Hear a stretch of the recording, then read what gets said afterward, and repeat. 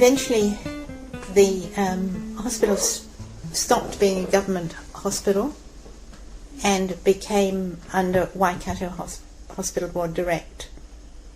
Then later it became Rotorua Hospital, part of Rotorua Hospital, and then Lakeland Health, who really didn't want to know anything about us because of the politics and the funding.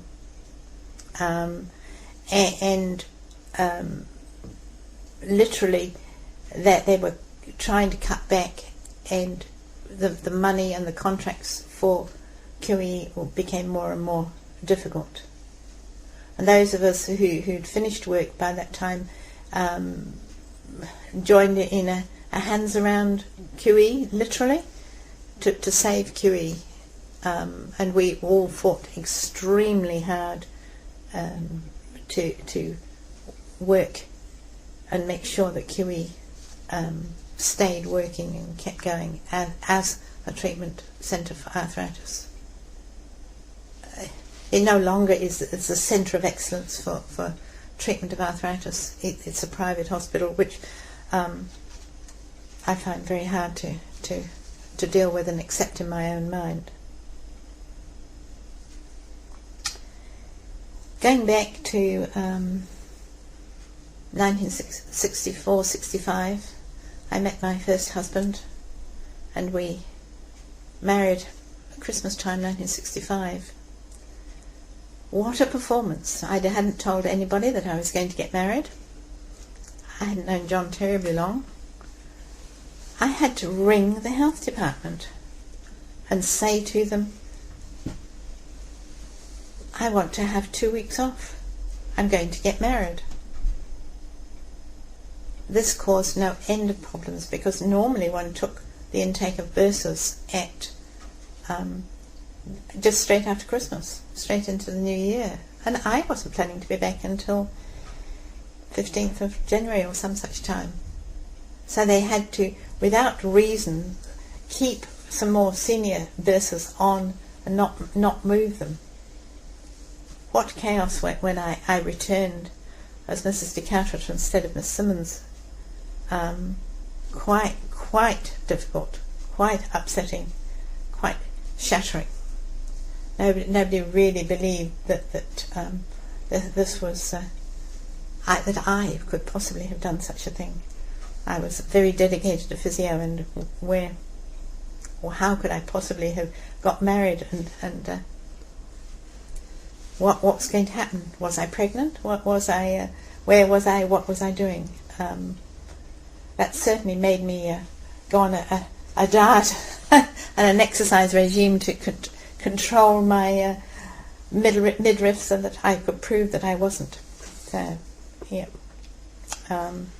However, John and I had met at a QE dance, and we met, and that's it. We got married and lived happily for many years until he got sick. As I became older and into my 50s, it had become apparent that superannuation in England, which was compulsory, had stopped being able to be transferred to New Zealand, and the New Zealand part that you might or might not have paid was not transferable back to England. The physiotherapy board, in their wisdom, had decreed that this was not transferable. This meant that however many years I worked, I was never ever going to be eligible for the 40 years maximum government service pension, which I had always contributed to. So there seemed to be little incentive to go on and work for many more years to try and accomplish that, because increments on your pension didn't happen after 30 years. So there was no point in saying, well, I'll work for 30 till I've done 35 years in New Zealand, because that last 5 years might increase a bonus that I might get at the end, a gratuity, but it wasn't going to actually increase my yearly pension. And I was also aware of all the political changes and all the changes to the health boards and the things that were coming to alter the way health services were being delivered, which I wasn't really very keen on.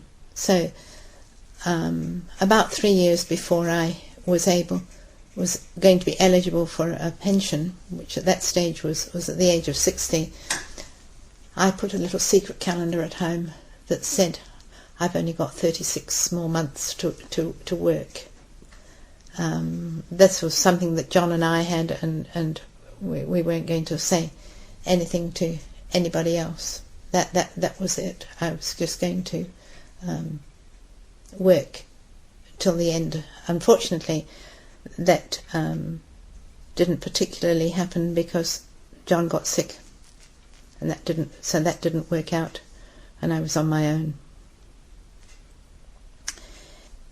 I recall we used to get paid fortnightly, and I remember one time when I went off to, I was planning to go to England and use my long service leave, which you were allowed to have, being part of a government institution, and because I'd always taken my pay in cash, at the end of the time I was going to go away, I said, well, I was going to be away for my long service leave, and it was added on, and I was going to go back to England.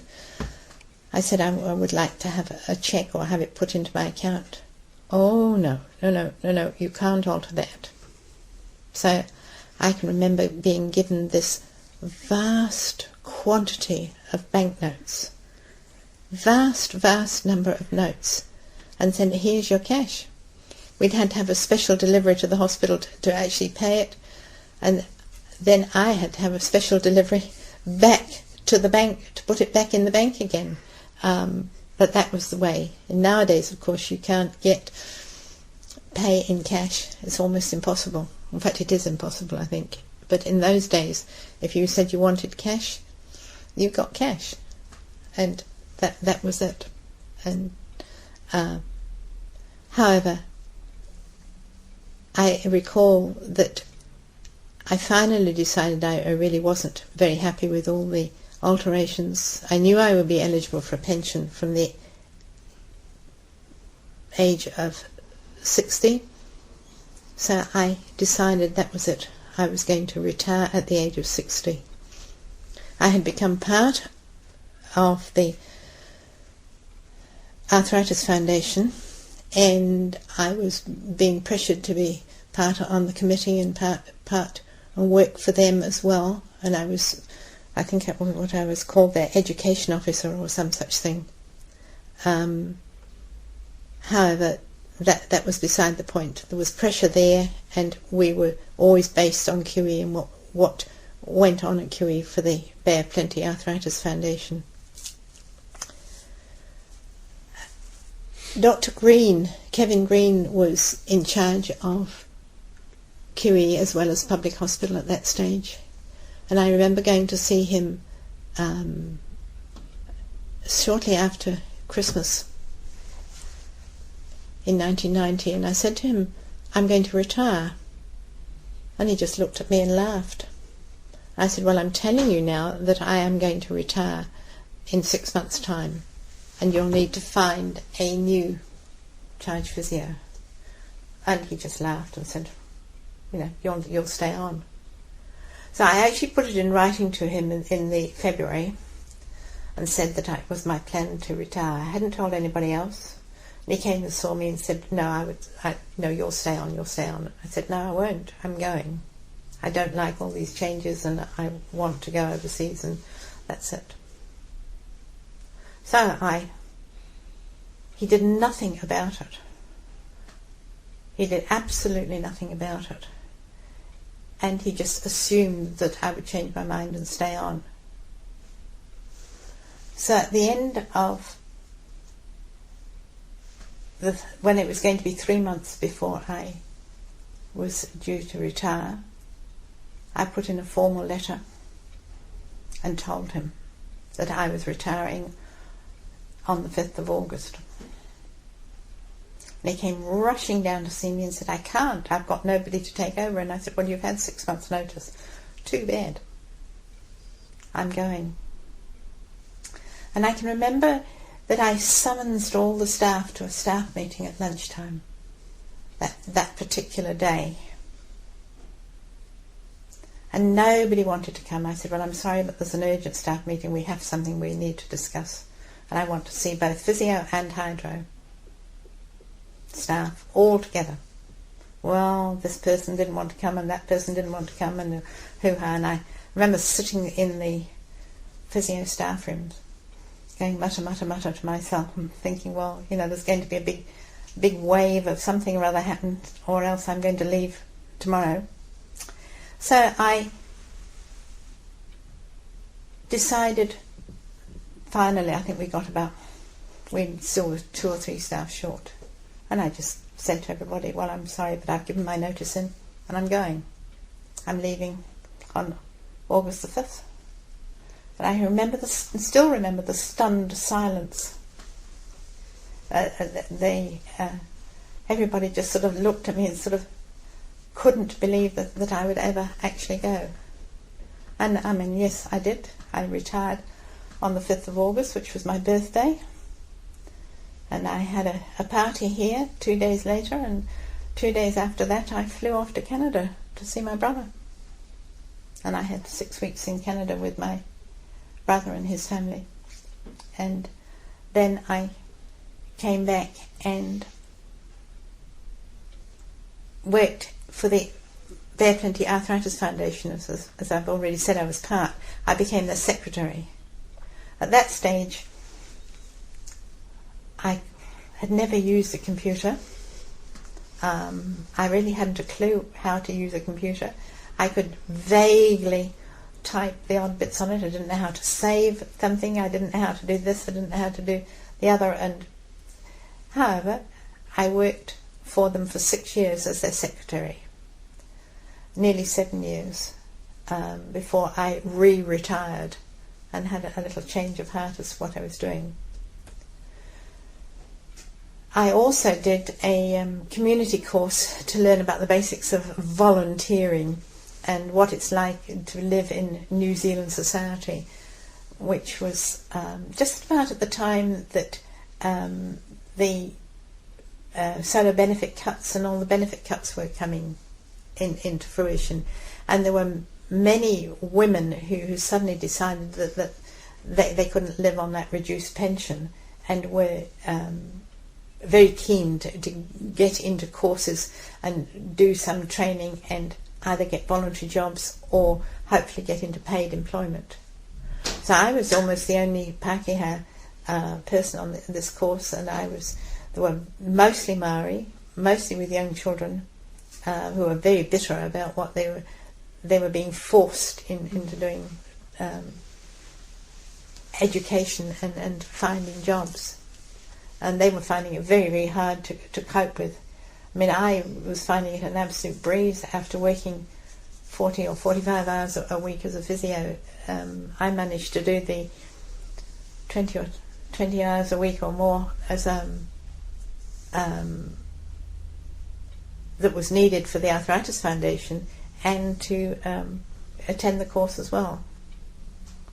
I also obviously had more money than some of them. And I also had Vic had, by that time, my second husband had persuaded me that I would have I would be happy to have a puppy. So at that stage I also had a white poodle puppy. So life was really quite busy, and he was working full time as well, but we seemed to survive. So life since then, I've now been retired for a long time, 17 years almost. I wonder how I ever had the time to go to work. Like always seems to be occupied and busy. But I suppose that would help to keep one fit and reasonably active. So I would say to anybody who's thinking about doing physio, yeah, it is a lifelong occupation. And perhaps what my one comment would be that you may have given up physio, you may stop physio, you may be doing something else, but basically you are a physio at heart, and people will still regard you as a health worker and know of your interest in physio, and you'll never ever be able to forget it with whatever you're doing. People will still haunt you and ask you, what do I do with this pain, or what do I do with that sore knee that doesn't work? They'll follow you, they'll haunt you. But you keep fit and active.